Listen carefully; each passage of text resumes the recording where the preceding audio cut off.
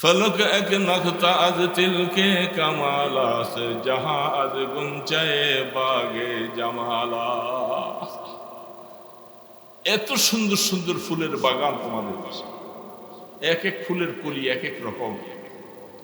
আমার আল্লাহ পাকের যে ফুলের বাগানটা আছে, বলে ওই ফুলের বাগানে সারা পৃথিবীর সমস্ত ফুলগুলি আমার আল্লাহর ফুলের বাগানের একটা কলি মাত্র, আর বাকি সব আল্লাহ পাকের। ওয়াফি আনফুসিকুম আফালা তুবসিরুন, দেখো না আমাকে, বুঝো না এখনো? এই জন্যই বান্দা জিবরিল আলাইহিস সালাম তিনটা প্রশ্ন করলেন, কথাটা বলে শেষ করে দিচ্ছি। মাল ঈমান ওয়ামাল ইসলাম, 3 নম্বরে ওয়ামাল ইহসান। এই তিনটার সমষ্টিগত পুরো দ্বীন। ইলমে আকায়েদ লাগবে, ইলমে ফিকহ লাগবে, ইলমে তাজকিয়া লাগবে।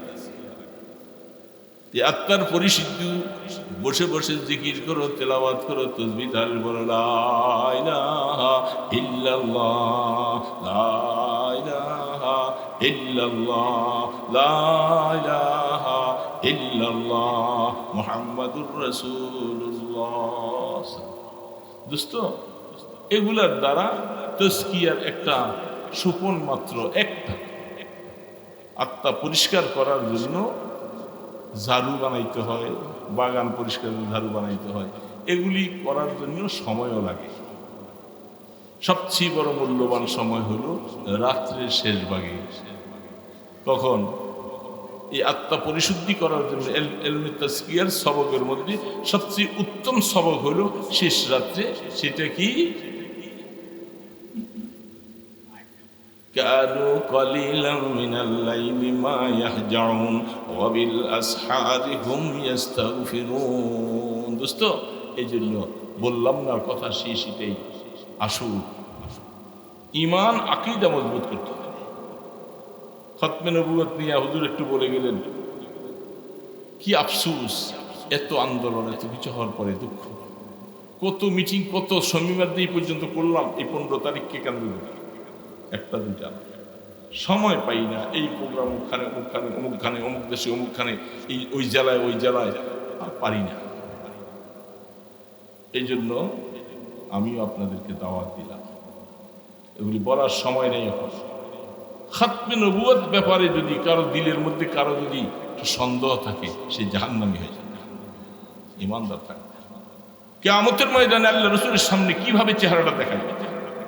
আল্লাহ রসুলের খতমে নবুয়ত নিয়ে টানাটানি। কাদিয়ানীরা তারা রসুলকে শেষ নবী মানে না, অন্য নবীর দাবিদার বলতেছে।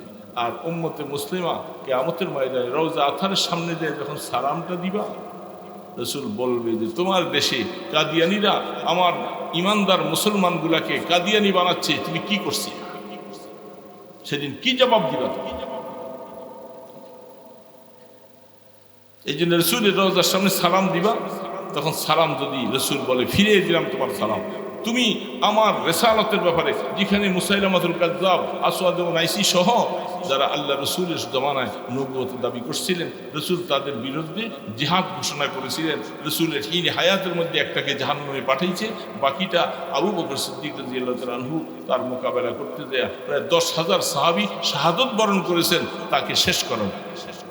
ব্যাপারটা কি চারটিখানি একটা? আমরা আমার ঘরে এমনি সেমনি বসে থাকবো, আর রসুলের রিসালাত খতমে নবুয়ত বিলীন হয়ে যাবে। আমার এই মাদ্রাসা পড়ানিও দাম নাই, আমার এই নামাজও কোনো দাম হবে না। রসুলের সামনে কিয়ামতের ময়দানে বেইজ্জতি হতে হবে। এর জন্য তুমি কমপক্ষে চেষ্টা তোমার করো। এই খুব ছোট্ট একটা আয়াত, কিন্তু আয়াতের হাকিকত ব্যাপক, অনেক।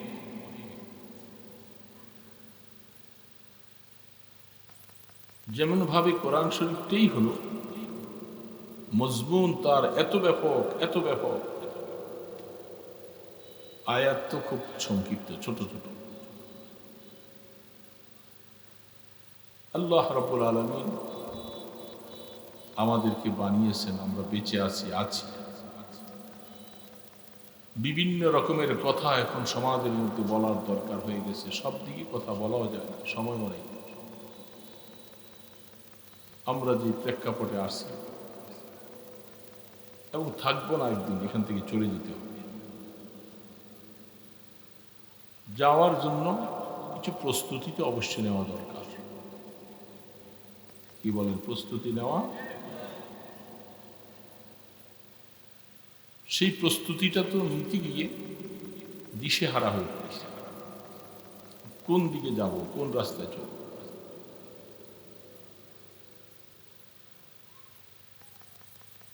এবং সমস্ত কাজগুলি সঠিকভাবে পরিচালিত হওয়ার জন্য যে শক্তিটা আমি সঞ্চয় করা দরকার, আমার যেন সমস্ত কাজগুলি সুন্দরভাবে হয়, কোরআন এবং হাদিসের মতো হয়, সেই দিক থেকে কাজগুলি করার জন্য সবচেয়ে বড় দরকার ঈমানি মজবুতি লাগবে।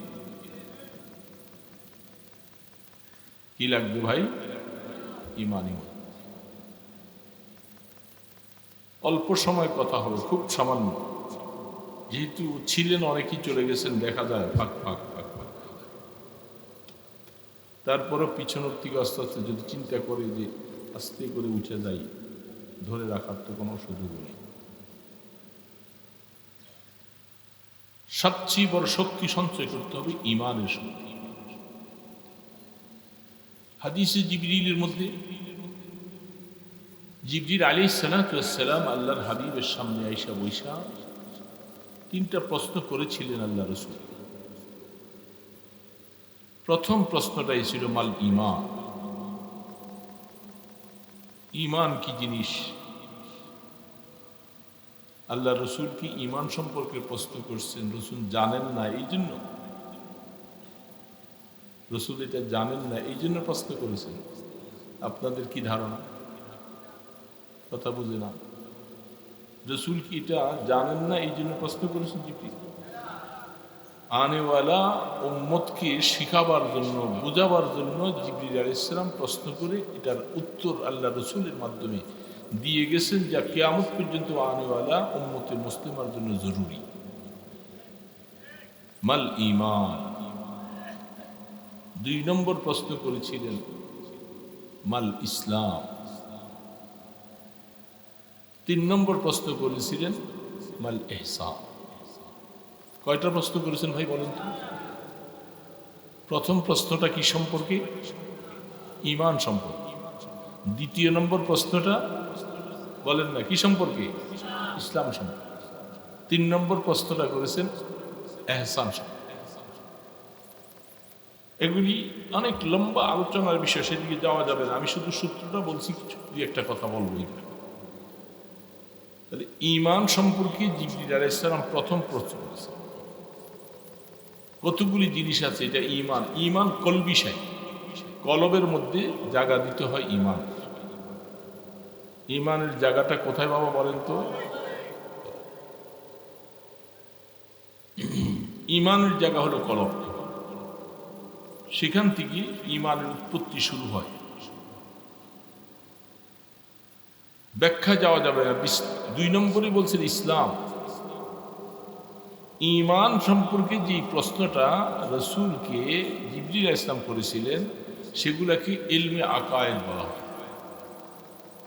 আকীদাগত ব্যাপার, মুসলমানদের কি বিশ্বাস রাখা লাগবে, দিলের মধ্যে মুসলমান কি জিনিসগুলি জায়গা দিয়ে, সেই আকীদাগত জিনিসগুলি সম্পর্কে আল্লাহ রাসূল সংক্ষেপে বুঝিয়ে দিয়েছেন। আমানতু বিল্লাহ ওয়া মালাইকাতিহি ওয়া কুতুবিহি ওয়া রুসুলিহি। কলেমাটা মুখস্থ আছে? উজানি এলাকার মানুষ থাকারই তো কথা। আমানতু বিল্লাহ ওয়া মালাইকাতিহি ওয়া কুতুবিহি ওয়া রুসুলিহি ওয়াল ইয়াউমিল আখির ওয়াল কদরি খাইরিহি ওয়া শাররিহি মিনাল্লাহি তাআলা ওয়াল বা'স বা'দাল মাউত। এই 6টা কলেমাকে পরিপূর্ণ দিলের থেকে অন্তরের মধ্যে জায়গা দেওয়া, বিশ্বাস করা, এটাকে ইলমে আকায়েদ। কি বলে বাবা বলেন? ইলমে আকায়েদ, আকীদার বিষয়, যেগুলির একটা না থাকলে সে মুমিন হতে পারবে।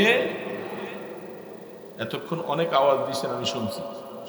হুজুর আমাদের ফজল হিসাবের সাথে কিন্তু অনেক বড় বড় আওয়াজ দিয়েছে। এখন আমরা দূরের থেকে আসছি দেখে আমাদের সাথে উনসিয়ত কম, মহব্বত কম, এই জন্য আওয়াজও কম।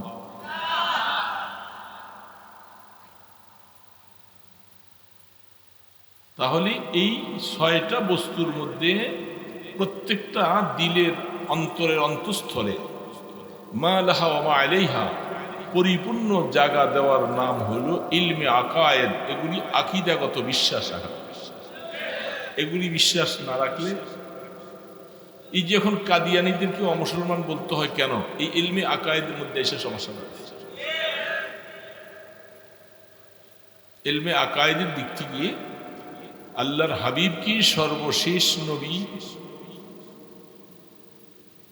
আমাদের নবীজির পরে আর কোনো নবী আসবেন না, আর না এই অর্থটা না আমাদের নবীর পরে আর কোনো নবী নাই।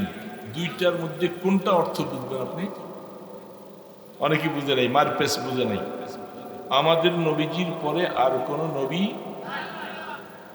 যদি বলা হয় আমাদের নবীর পরে আর কোনো নবী আসবেন না, এটা ঠিক হবে না নাই ঠিক হবে? সবাই বুঝেন? লা নবিয়্যা বা'দি, আমার পরে কোনো নবী নাই। আসবেন না বললে সমস্যা আছে, কারণ নবী আরেকজন আসবেন। ঠিক না ভাই? ঠিক। কে উনি বলেন?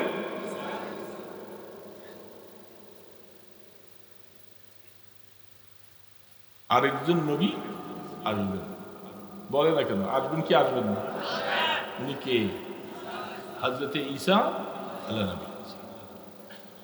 তাহলে যদি আমাদের পরে আর কোনো নবী আসবেন না বলেন, কথাটা সহি হবে? এটা আল্লাহ রাব্বুল আলামিনের কথার সাথে রাসূলের হাদিসের সাথে সংঘর্ষ হয়ে আল্লাহ পাক বলতেছেন, আমি আমার পয়গম্বর ঈসাকে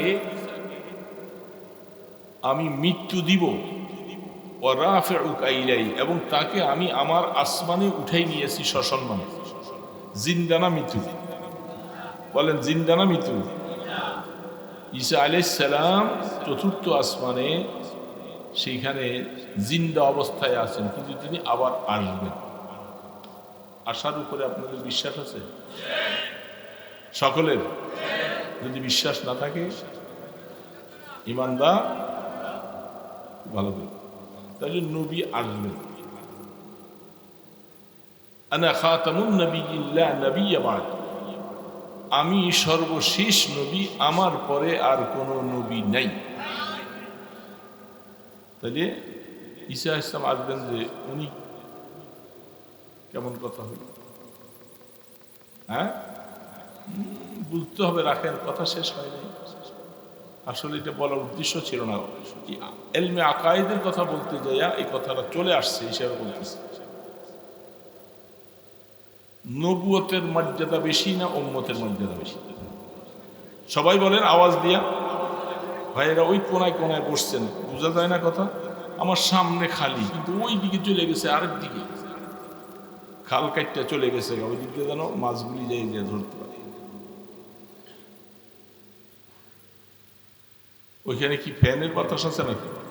তাহলে সামনে, আলোচকের সামনে থাকলে বরকত বেশি। দূরের থেকে সামনে আসে না, ওনারা ওই দূরে ছিল। দেখবো এবার সামনে কি আসতে মনে চায়, একটু দেখেননি? এই সামনে আসতে লাড়া দিলে দুই একজন যাইবার সুবিধা পাবে, কারণ অনেকে এতক্ষণ যাইতে চায়, যাওয়ার মতো সুযোগ পায় না। এই সুযোগে আপনারা একটু সামনে আসলে উনি আসতে পিছন থেকে যাবো। উজানি এলাকার মানুষ একটু আসেন, সামনে আসেন, আমার সামনে আসেন। দেখি মানুষ অল্প তো, সিটে চিটে রাখলে এটি আমরা মিছিল করতে বসছি নাকি, যে ছড়াই ছড়াইয়া রাখলে বেশি মানুষ দেখা যাবে? তো মিছিল না, তা আলোচনা বিষয়। আর যিনি এতটুকু কথা যিনি মানতে পারবেন না, উনি কি ওয়াজ শুনতে বসছেন, আমি তাকে কি ওয়াজ করবো? হ্যাঁ, কি ওয়াজ করবো? যে নিজের ভিতরে এতটুকু অহমিকা গরুরে নিয়ে বসে আছেন যে আমি এই হুজুরের কথা শুনবো কেন, তাহলে বোঝা গেল তার আলোচনা শোনাটা আপনার জন্য ঠিক হবে, কারণ এই আলোচনার থেকে হেদায়েত আসবে।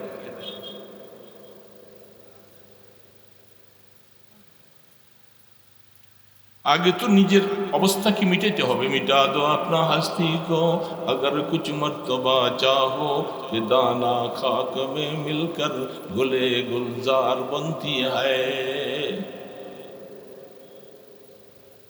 অনেক সময় দেখা যায় আপনারা তো অল্প মানুষ, বড় বড় মজলিসের মধ্যে পুরা মাঠ ছড়িয়ে আছে, ওইখানে চারজন, ওইখানে দুজন, ওইখানে তিনজন। এটা মজলিসের আদব নয়, এটা গানের আসন নয়, এটা কোরআন এবং হাদিসের মজলিস, যেখানে ফেরেশতাদের বেষ্টনী দেওয়া থাকে, রহমত আর সাকিনা নাজিল হয়, সেখানে বসার একটা আদব আছে, আছে না নাই? ক্লাসের ছাত্র একজন ওইখানে, আরেকজন ওইখানে, আরেকজন ওইখানে, এর কি ছাত্র? ওস্তাদ তাদেরকে পড়াবে? এই জন্য এই ওয়াজ মাহফিলগুলি এগুলি সবকের মতো ক্লাসের, কারণ আপনারা এখন যে হাদিসের দরসে বসে বসে পড়ার মতো সেই সময় নাই, সেই বয়সও নাই। এই জন্য এই মৌসুম আসলে ওলামায়ে কেরামদেরকে ডেকে তাদেরকে কিছু কোরআন হাদিস পড়ানো হয়, এই হিসাবে তারা ছাত্র হয়ে যায়।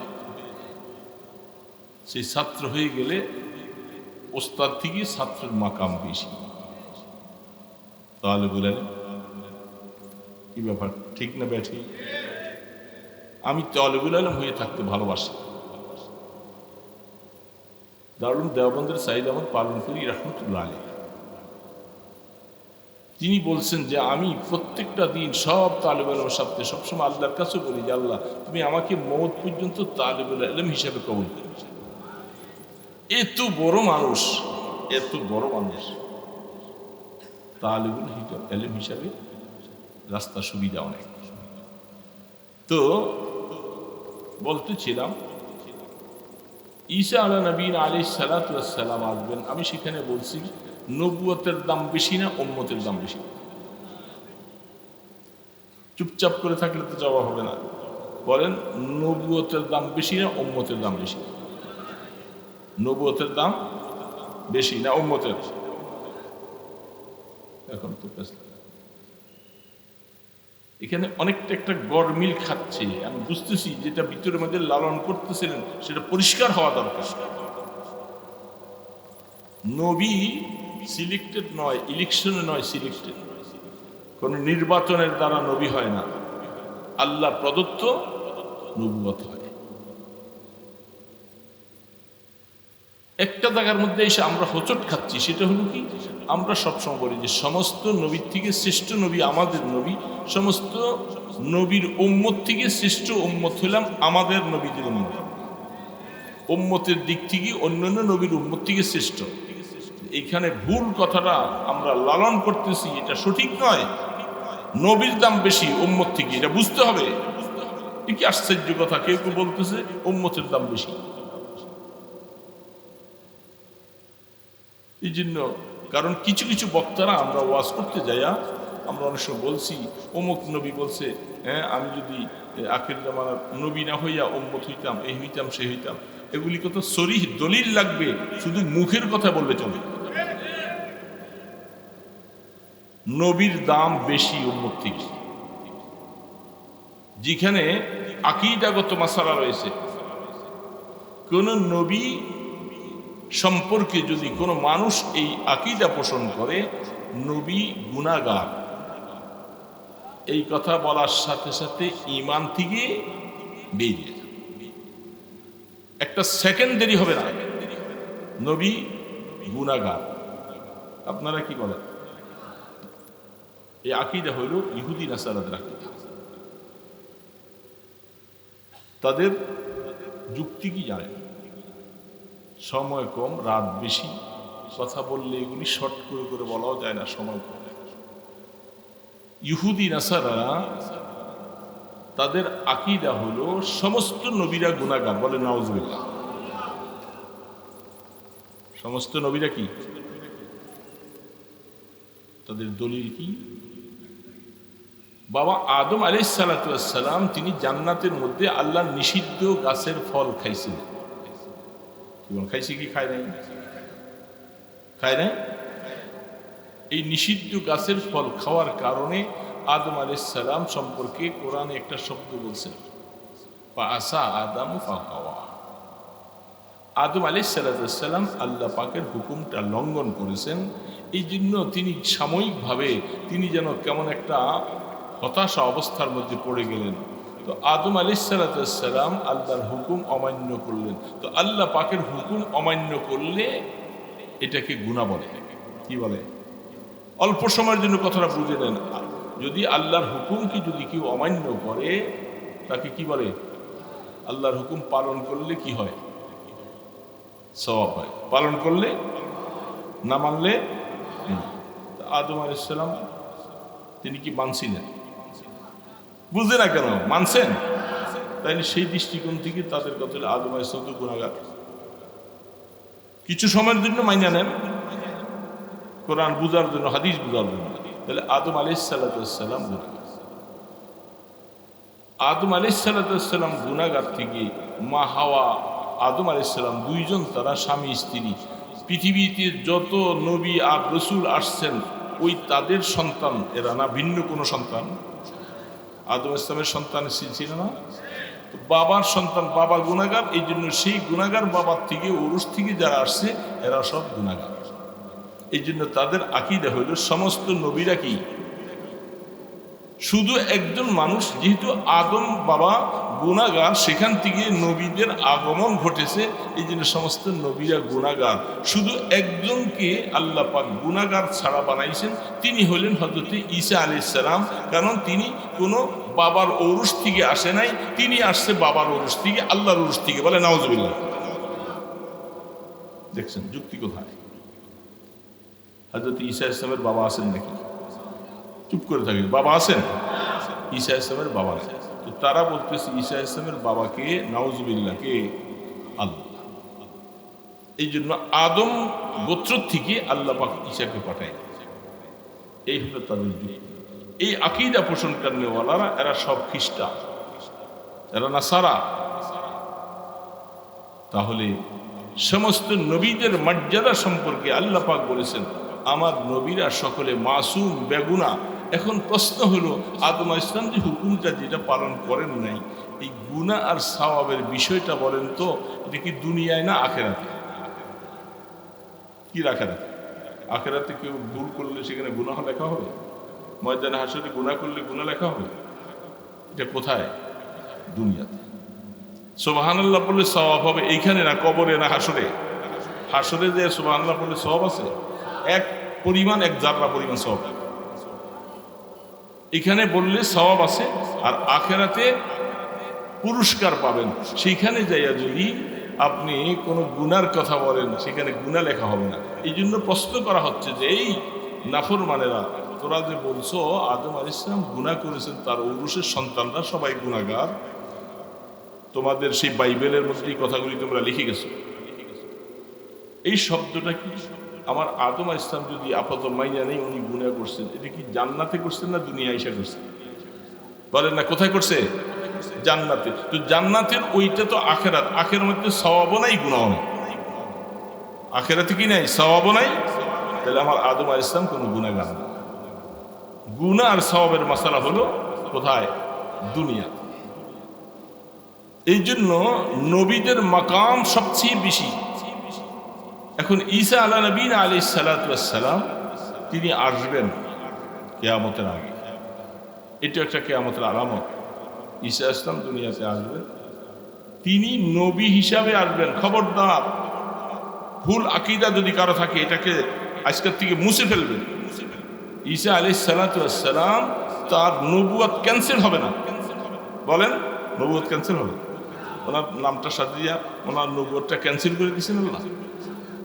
হায় হায়, কি বলতেছে? ঈসা আলা নবীনা আলাইহিস সালাম তিনি নবী, কাজ করবেন উম্মতে মুহাম্মদিয়ার, এই সমস্ত কাজগুলি উনি পরিচালনা করবেন। তার মানে তার নবুয়ত ক্যান্সেল হয়ে গেছে। এই কথা আকীদা পোষণ করলে তো গুনাহ হবে, ঈমান নষ্ট হয়ে যাবে। তিনি আমাদের নবীজির মিশন পরিচালনা করবেন। আমাদের রাসূল সাল্লাল্লাহু আলাইহি ওয়াসাল্লাম যে সমস্ত মিশন রেখে গেছেন এই মিশনগুলি বাস্তবায়ন করবেন। তাহলে এই মিশন বাস্তবায়ন করার দ্বারা ওনার নবুয়ত কি ক্যান্সেল? বলেন না সবাই, ক্যান্সেল। আর বলবেন কোনদিন নবুয়ত ক্যান্সেল হবে না? তিনি নবী হিসাবে থাকেন। এখন উনি দুনিয়াতে আসবেন, তাকে আল্লাহ পাক পাঠাবেন। উনি আমাদের জন্য আসবেন না, উনি আসবেন ওনার নিজের কিছু কাজ বাকি আছে সেই কাজের জন্য।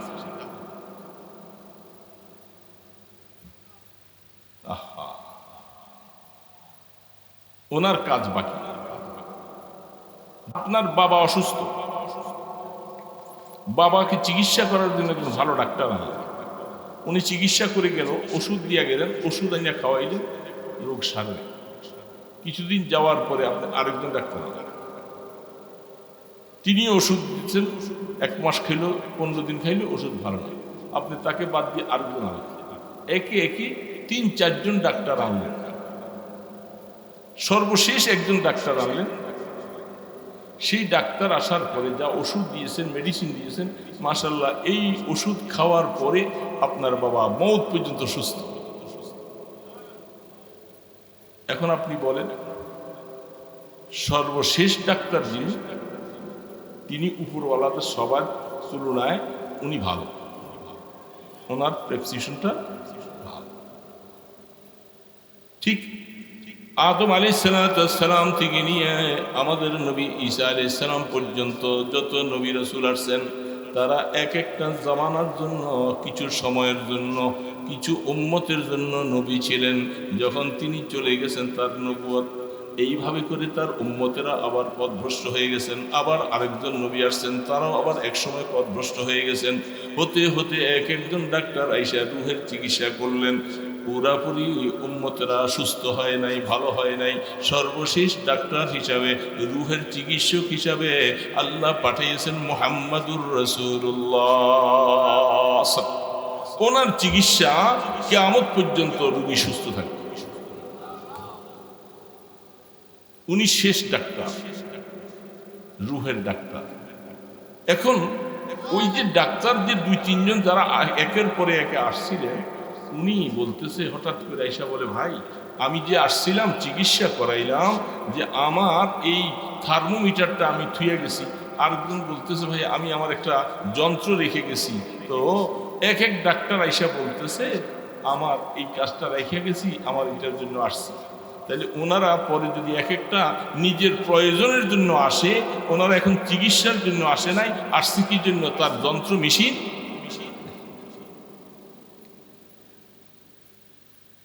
তিনি তার যন্ত্র মেশিন নিবার জন্য আসছেন, তিনি চিকিৎসক হিসাবে এখন আর আসেন।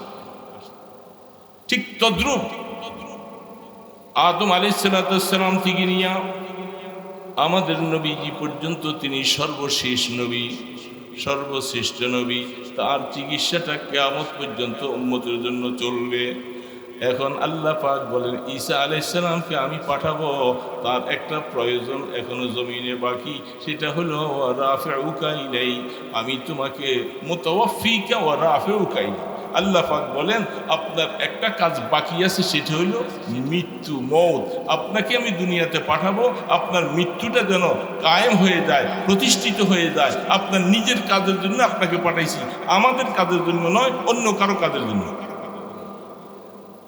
ঈসা ইসলামের কি বাকি আছে? মৃত্যু বাকি আছে না? কোরআন বলতেছে, আমি বলি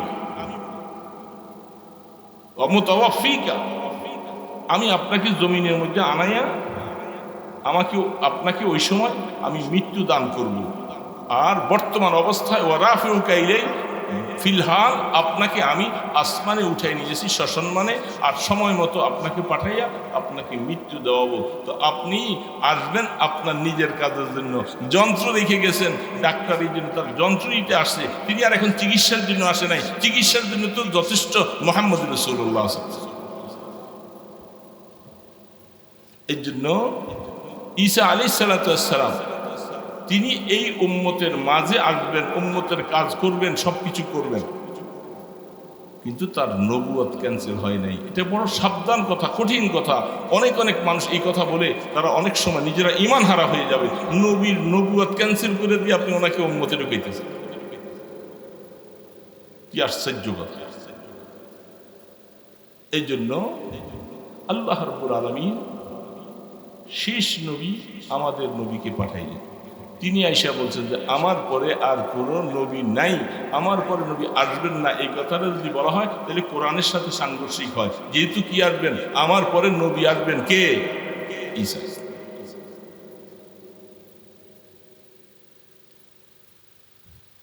সেগুলি অনেক লম্বা আলোচনার বিষয়, যার কারণে আমাদের রাসূল সাল্লাল্লাহু আলাইহি ওয়াসাল্লামের জামানা আর ঈসা ইসলামের জামানাটা করিব করিব, আর মাঝখানে আর কোনো নবী নেই।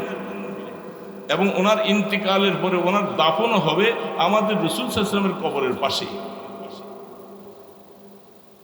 কিয়ামতের ময়দানে তিনি উঠবেন, অনেক অনেক ব্যাপার আছে। এবং কিয়ামতের ময়দানে সমস্ত নবীদের মধ্যে হযরতে মরিয়ম আলাইহিস সালামের কোনো স্বামী নাই। আল্লাহ পাক হাদিসের মধ্যে পাওয়া যায় মরিয়ম আলাইহিস সালামকে কিয়ামতের ময়দানে জান্নাতে আল্লাহ পাক আমাদের নবীদের স্ত্রী বানাই। কত কথা। এই জন্য আমাদের নবীজির পরে কোনো নবী বলেন কি নাই, নবী নাই, আসবেন না বলেন নাই। এই জন্য হাদিসের ইবারতটা আনা খাতামুন নবিয়্যিন লা নবিয়্যা বাদি, আমার পরে কোনো নবী নাই। খেয়াল রাখতে হবে। তো যাই হোক, সেটা চলে গেছে অন্যদিকে। আকীদাগত ইলমে আকায়েদ আমাদের দরকার। জিবরিল আলাইহিস সালাম প্রশ্ন করেছেন, প্রথম প্রশ্নটা হলো মাল ঈমান। ঈমান এটা কলবি বিষয়, কলবের মধ্যে ঈমানের জায়গাটা কলবে। ব্যাখ্যা গেলাম না। 2 নম্বরে প্রশ্ন করেছিলেন মাল ইসলাম। 2 নম্বর প্রশ্ন করেছেন কি? মাল ইসলাম। ইসলাম মুমিন আর মুসলিমের মধ্যে কিছু পার্থক্য আছে।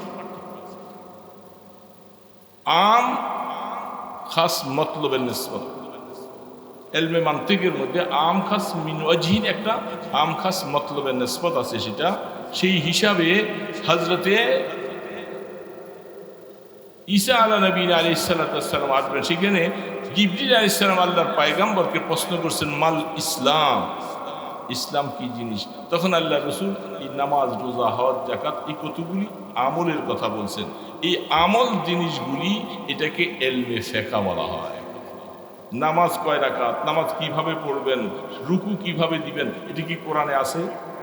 বলেন আছে নাকি? কয় রাকাত নামাজ ফজরের আছে? প্রথম রাকাতে এইভাবে সূরা ফাতিহা পড়তে হবে, এইভাবে রুকু দিতে হবে, সেজদা দিতে হবে, আছে কোরআনে? কোথায় আছে? কোথায় আছে? বলেন কোথায় আছে? সব হাদিসের মধ্যে আছে, হাদিসের মধ্যে আছে। কোরআন বুঝতে হলে হাদিস লাগবে, হাদিস ছাড়া কোরআন বোঝা যাবে। এই জন্য জিবরিল আলাইহিস সালাতু ওয়াস সালাম 2 নম্বরে বুঝাইছিলেন যে এই উম্মতের মাঝে ইলমে আকায়েদ সহি হয়ে গেল, ঈমানটা যখন মজবুত হয়ে যাবে তখন তার ইলমের দরকার হবে ফিকহ জানার জন্য। এটাকে ইলমে ফিকহ বলা হয়। কথা অনেক, ইলমে ফিকহ। এই জন্য আল্লাহ পাক কোরআনে বলছেন ফালাউলা নাফারা মিন কুল্লি ফিরকাতিন লিয়াতাফাক্কাহু ফিদ্দীন ওয়ালয়ানজুরু কওমাহুম ইযা রাজাউ লাআল্লাহুম ইয়াহযারুন। তোমাদের মধ্য থেকে এই ফিকহ ফিদ্দীন হাসিল করার জন্য, উম্মতকে শিখাবার জন্য, উম্মতকে বোঝাবার জন্য একটা সম্প্রদায় তোমরা ঘর থেকে বের হইয়া তোমরা ফিকহ ফিদ্দীন হাসিল করো। ভালো ভালো মাসলা মাসাইল জিনিস, এগুলি গভীরতা থেকে গভীরতা তোমরা এগুলি অর্জন করো, হাসিল করো, করে এই মানুষের কাছে তোমরা এগুলি পৌঁছাইয়া দাও। এটা তোমাদের দায়িত্ব। এই জন্য জিবরিল আলাইহিস সালাম 2 নম্বর প্রশ্ন করেছেন, ইলমে ফিকহ শিখিয়ে দিলেন। ইলমে ফিকহ উম্মতের জন্য জরুরি জিনিস। ইলমে আকায়েদ আর হলো ইলমে ফিকহ। 3 নম্বর প্রশ্ন করেছিলেন মাল ইহসান। ইহসান কি জিনিস? রাসূল করিম সাল্লাল্লাহু আলাইহি ওয়াসাল্লাম বলছে আনতা আবুদাল্লাহ কান্নাকা তারাহ। বুঝে আসতে হবে, তুমি আল্লাহর ইবাদত এমন ভাবে করো যেমন ভাবে তুমি আল্লাহকে দেখতে পাও। আল্লাহকে দেখা যাবে এই দুনিয়ার জগতে? দেখা যাবে। এই জন্য এগুলি অনেক কথা। এই জন্য কান্নাকা শব্দ বলছেন, কাফে তসবিহ বলছেন, তুমি আল্লাহর ইবাদত এমন ভাবে করো যেন তুমি আল্লাহকে দেখতে পাও। তার মানে এই দুনিয়াতে দেখা যাবে না। তারপরে মনে রাখো, যদি তুমি নাও দেখো, এই কথার একই দিলের মধ্যে জায়গা দাও যে আল্লাহ আমাকে দেখে। কি আল্লাহ বসে আছি, যে আল্লাহ দেখেন কিনা? ঘুমাইয়া থাকলে দেখে না? পানির নিচে ডুব দিলে তার মানে হলো আল্লাহ সর্ব জায়গার থেকে তিনি দেখেন, সবখান থেকে। যখন গুনাহ করি সেটাও দেখেন, সওয়াব করি সেটাও দেখেন, সুবহানাল্লাহ পড়ি সেটাও শুনেন, গুনার কথা বলি আল্লাহ সেটাও শুনেন। এই ইয়াকিনটা অন্তরের মধ্যে জায়গা দাও। ফাইল্লাম তাকুন তারা ফাইন্নাহু ইউরাক। তুমি তো দেখতে পাবে না, দেখার মতো শক্তি নাই, কিন্তু ইয়াকিন অন্তরের মধ্যে এমন জায়গা দাও যে আল্লাহ আমাকে সবসময় দেখেন, আল্লাহ আমাকে সবসময় দেখেন। এটার তালিমের নাম হলো ইলমে তাসাউফ। সুবহানাল্লাহ। এটাকে ইলমে তাসাউফ বলা হয়, তাজকিয়া বলা হয়। এই জন্য বুজুর্গদের কাছে, উজানির হুজুরের কাছে, বিভিন্ন আল্লাহওয়ালাদের কাছে গেলে আপনাকে তাজকিয়ায়ে নফস করানো হয়। নফসের পরিশুদ্ধি, আত্মার পরিশুদ্ধি করা দরকার।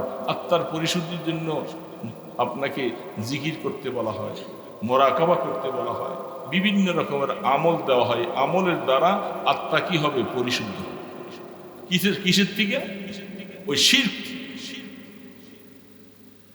যে শিরকটা প্রথম বলে আসছেন ইলমে আকায়েদ, যেখানে ওইটার থেকে আত্মাকে পরিশুদ্ধ করার জন্য 3 নম্বরে জিবরিল আলাইহিস সালাম ইলমে তাজকিয়া যেটাকে বলা হয়, এই ইলমের শিক্ষা দিলেন।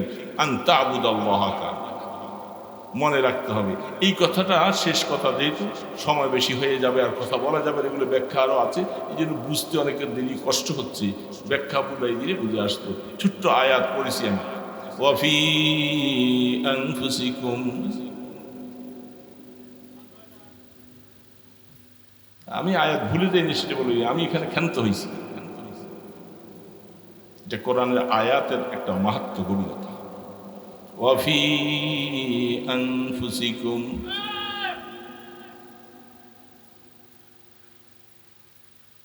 তুমি তোমার নফসের প্রতি তাকাও, তোমার জাতের প্রতি তাকাও, মাথা থেকে পা পর্যন্ত সমস্ত অঙ্গ প্রত্যঙ্গের দিকে তাকাও, তুমি তোমার দিকে তাকাও। সেইখানে তাকাইলে কি হবে? আফালা তুবসিরুন, তোমার ভিতরে আমি আল্লাহ লুকায়িত আছি। যেদার দেখতা হো আদার তু হি তু হায়, जिधर देखता हूँ अदर तू ही तू है, इधर तू ही तू है, उधर तू ही तू है, हजर में शजर में तेरी रंग वो है, जिधर देखता हूँ अदर तू ही तू है। فأينما تولوا فثم وجه الله। বলার সময় নেই। ফাআইনামা তুআল্লু ফাসাম্মা ওয়াজহুল্লাহ, তুমি যেদিকে তাকাইবা সেদিকে আমি আল্লাহ। আমি সেইখানে যদি কেউ এই কথা বলে ইস্তাওয়া আলাল আরশে, যে আল্লাহ শুধু আরশের মধ্যে আছে, এই তাফসীরটা তাফসীরবিদ রায়, এটা শরীয়তে এই তাফসীর করা জায়েজ নেই। চুপ কর, কথা বলতে দাও। ফাআইনামা তুআল্লু ফাসাম্মা ওয়াজহুল্লাহ, যেদিকে তাকাইবা, যেদিকে চেহারা ফিরাইবা, সেখানে আমি আছি। তো যদি আমি সেখানেই থাকি, তাহলে ওই আয়াতের অর্থ কি হবে? যে আয়াতের মধ্যে আল্লাহ পাক বলতেছেন ইস্তাওয়া আলাল আরশ। আল্লাহ পাক নাকি লামাযহাবিরা যারা আহলে হাদিস নাম দেয়, যারা এই আয়াতের ভুল তাফসীর ব্যাখ্যা করে, তারা বলে আল্লাহ নাকি আরশের মধ্যে আসীন হয়ে আছেন, অন্য জায়গায় আল্লাহ নাই। বলেন নাউজুবিল্লাহ। অত্যন্ত তাফসীরবিদরা ভুল ব্যাখ্যা। কোরআনের মধ্যে অনেকগুলি এমন আয়াত আছে যেগুলোকে আয়াতে মুতাশাবিহাত বলা হয়, এগুলার অর্থ আল্লাহ ছাড়া আর কেউ জানে না। আছে না নাই? আলিফ লাম মিম অর্থ কি বলেন? প্রত্যেক তাফসীরকাররা বলছেন আল্লাহু আ'লামু বিমুরাদিহি, এটার অর্থ আল্লাহ ছাড়া কেউ জানে না। যেগুলি যারা এটার অর্থ জানবার জন্য পেরেশানি করে, আল্লাহ পাক বলেন যাইগুল কুলুব, আমি আল্লাহ তাদের দিলটাকে বাঁকা করে দিই, কারণ এগুলো জানার জন্য তোমাকে দেইনি, তুমি শুধু বিশ্বাস করো। ঠিক ইস্তাওয়া আলাল আরশ, আল্লাহ পাক আরশের মধ্যে আসীন হয়ে আছেন, এটাও সেই আয়াতে মুতাশাবিহাত। এটার অর্থ তুমি বুঝবা না আল্লাহ কিভাবে আসীন আছেন, কি অবস্থায় আছেন, তাহলে ওই আয়াতের সাথে সাংঘর্ষিক হবে যে ফাআইনামা তুওয়াল্লু ফাসাম্মা ওয়াজহুল্লাহ, যেদিকে তাকাইবা সেদিকে আল্লাহকে দেখা যাবে। তাহলে শুধু আরশের মধ্যে থাকলে সর্ব জায়গায় আল্লাহকে কেমনে দেখবে? যদি আয়াতের সাথে সাংঘর্ষিক, এই জন্য বুঝে আসতে হবে। আল্লাহ রাব্বুল আলামিন তিনি বলতেছেন ওয়াফি আনফুসিকুম আফালা তুবসিরুন, আমাকে দেখো না, দেখো না। আরে তুমি দেখবা কেমন করে? কারণ আমাকে দেখার বলতে এখানে শব্দটা কি, কোরআন শরীফে বিভিন্ন জায়গা আছে। দেখা দেখা দুই রকম দেখা, একটা হলো এই চোখ দিয়া দেখা, আর একটা হলো দিল দিয়া দেখা।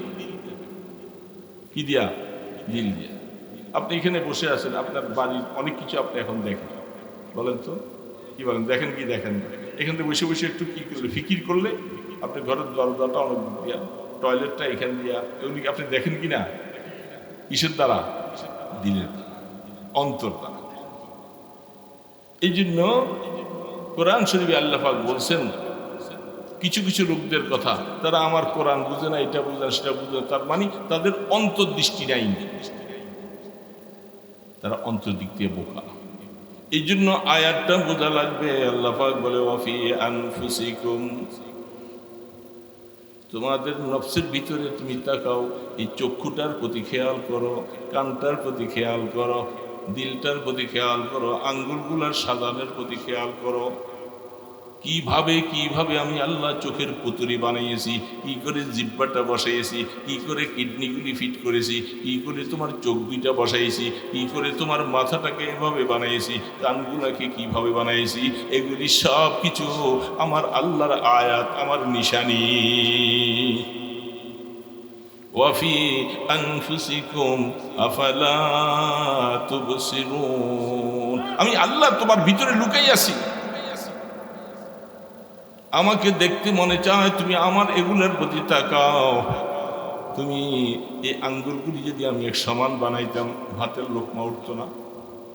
প্রত্যেকটা আঙ্গুল যদি সমান করে দিতেন, ভাতের লোকমা উঠবে না। একটা লম্বা, একটা উঁচা, একটা খাটো করে দিয়েছে, লোকমাটা দেন কি সুন্দর করে গোল হয়ে যাবে। এই জগতের মানুষেরা, আমার আল্লাহ পাকের কুদরতের প্রতি তাকাও না। দেখেন না, বহুত বড় টাকা পয়সা খরচ করে লেখাপড়া করলেন, দলিল রেজিস্ট্রির সময় টিপ দিতে হয় কেন? এত টাকা পয়সা খরচ করে লেখাপড়া পড়াইছে বাবা, এই টিপ দেওয়ার লেগে হাতের মধ্যে কালি দিয়া রেজিস্ট্রি অফিসে অনেক দিন আসছি। আমাদের রেজিস্ট্রি অফিস তো এটাই, আইসা আরে বাবা চলে যাওয়ার দিয়ে এটার মধ্যে লাগাইয়া কালিটা এমনভাবে লাগাইয়া টিপ দেওয়ার পরে এটা মুছতে অনেক সময়, অনেক কিছু লাগছে। ওয়ালটার মধ্যে মুচা মুচা কালি দিয়ে ভরে ফেলছে, দেখছেন?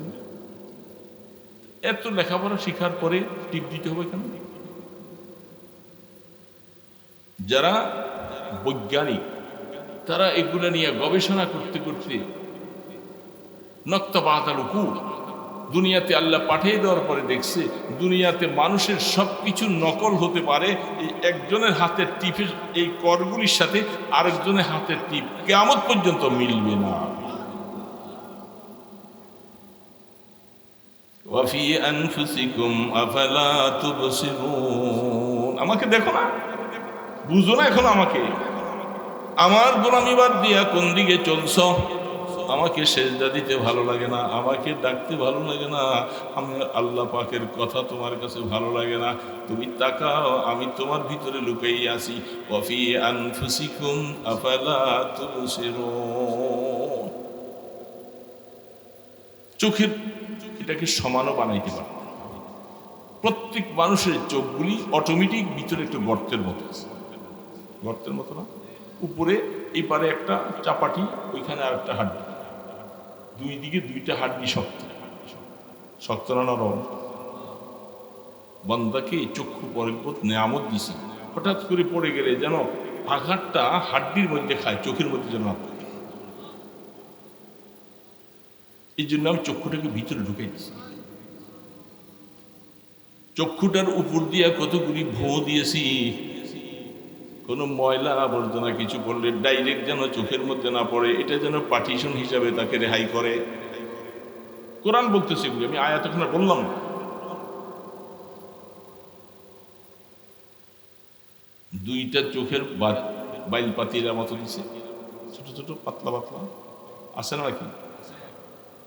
কি কয় এই যে চোখের এই যে এগুলোর কি কয়? বাইল পাতা কয় না? এগুলি কি চুলটা যেরকম বড় হয়, দাড়িটা যেরকম বড় হয়, এই ভুঁ কি এত বড় হয় এরকম? আর এটা যাই কিছু একটু হয়, মাঝে মধ্যে হয়তো নিচের দিকে আসে, এটা ওটার মতো হয়। কারণ আল্লাহ পাক বলতেছেন, আল্লাহর কোরআন বলে, তাফসীরওয়ালা বলেন, এটা যেরকম একটু বাড়ে, এটাও যদি বাড়ে তাহলে বাড়তে হলে এটাকে কাটা লাগবে, তাই নাহলে সে চোখে দেখবেন। যখন আপনি কাটবেন মাথাগুলি খসখস হয়ে যাবে, সুইয়ের মতো ঘামবে। যখন আপনি চক্ষুটা বন্ধ করে ঘুমাইতে যাবেন তখন দেখবেন যে এটাকে আপনার ঘাই লাগতেছে। সুন্দর কথা, চোখটা মিশবে না, এটাকে ঘাই লাগে সুইয়ের মতো। বলে আল্লাহ, হ্যাঁ তুই নাফরমান হোস আর যাই কিছু হোক, ঘুমাইতে যখন যাবি তখন তুমি আরামে ঘুমাইতে পারবা না। এই জন্য আমি দেখো চক্ষুটা কি হয়েছে।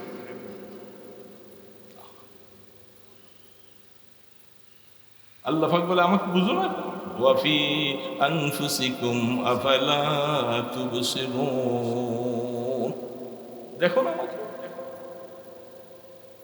এই জন্য দোস্ত, আল্লাহকে পাওয়ার জন্য বেশি দূরে যাওয়া লাগবে না। ফলক এক নকতা আজ তিলকে কামালাস, জাহা আজ গুঞ্চায়ে বাগে জামালাস। আমার আল্লাহর সৌন্দর্য সারা পৃথিবীর মধ্যে বিরাজ করতেছে। শেখ সাদি রহমতুল্লাহ আলী বলেন, পৃথিবীতে কত সৌন্দর্য,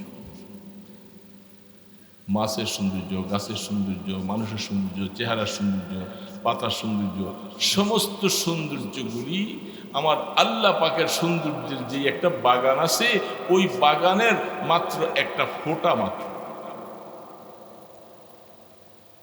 আল্লাহ পাকের সৌন্দর্যের বাগানের মধ্যে যত সৌন্দর্য আছে, আর আমার আল্লাহ পাকের যে একটা সৌন্দর্যের বাগান আছে, ওটার মধ্যে একটা কাগজের মধ্যে কলম দিয়া ফোঁটা দিলে যেটুকু জায়গা, আমার আল্লাহর সৌন্দর্যের মধ্যে মাত্র এতটুকুই এই দুনিয়ার সৌন্দর্য। বাকি সৌন্দর্য সব আমার আল্লাহর কাছে। ফলক এক নকতা আজ তিলকে কামালাস, জাহা আজ গুঞ্চায়ে বাগে জামালাস। এত সুন্দর সুন্দর ফুলের বাগান তোমাদের কাছে, এক এক ফুলের কলি এক এক রকম। আমার আল্লাহ পাকের যে ফুলের বাগানটা আছে, বলে ওই ফুলের বাগানে সারা পৃথিবীর সমস্ত ফুলগুলি আমার আল্লাহর ফুলের বাগানের একটা কলি মাত্র, আর বাকি সব আল্লাহ পাকের। ওয়াফি আনফুসিকুম আফালা তুবসিরুন। দেখো না আমাকে, বুঝো না এখনো? এই জন্যই বান্দা জিবরিল আলাইহিস সালাম তিনটা প্রশ্ন করলেন, কথাটা বলে শেষ করে দিচ্ছি। মাল ঈমান, ওয়ামাল ইসলাম, 3 নম্বরে ওয়ামাল ইহসান। এই তিনটার সমষ্টিগত পুরা দ্বীন। ইলমে আকায়েদ লাগবে, ইলমে ফিকহ লাগবে, ইলমে তাজকিয়া লাগবে। এই আত্মার পরিশুদ্ধি বসে বসে জিকির করো, তেলাওয়াত করো, তসবিহ তাহলিল বলো লা ইলাহা ইল্লাল্লাহ।